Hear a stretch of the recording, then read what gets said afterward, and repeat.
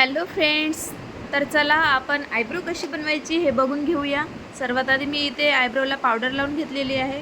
त्यानंतर आउटर कॉर्नरकडील मी हेअर काढून घेत आहे।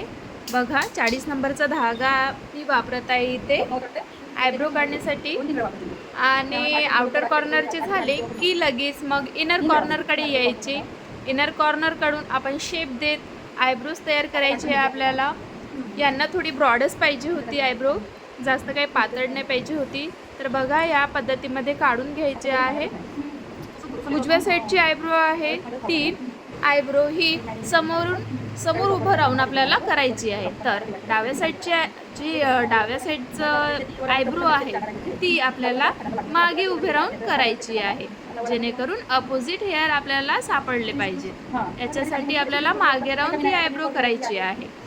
आयब्रो बनवत असताना जे वरचे जे हेअर्स आहे आयब्रोचे उभे असतात थोडेफार है ना, ते आपले आयब्रो म्हणजे धाग्यामध्ये सापटावे नाही याच्यासाठी आपल्याला कैचीने कट करून घ्यायचं आहे आणि त्या आयब्रोला शेप देऊन द्यायचा आहे, जेणेकरून आपल्या धाग्यामध्ये केस सापडणार नाही।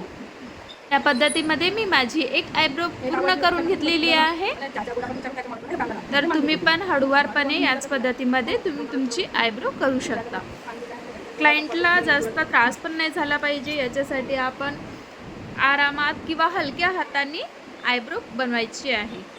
तर बघा यामध्ये पण मी डाव्या साईडची जी आयब्रो आहे ती मागे उभं राहूनच करत आहे। पहिले आउटर कॉर्नरकडे, नंतर मग इनर कॉर्नरकडे।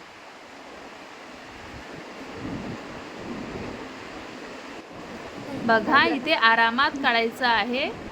आयब्रोची मधातली केस सापडले नाही पाहिजे याची काळजी घ्यायची आहे आणि आपल्याला आरामात आयब्रोज बनवायची आहे।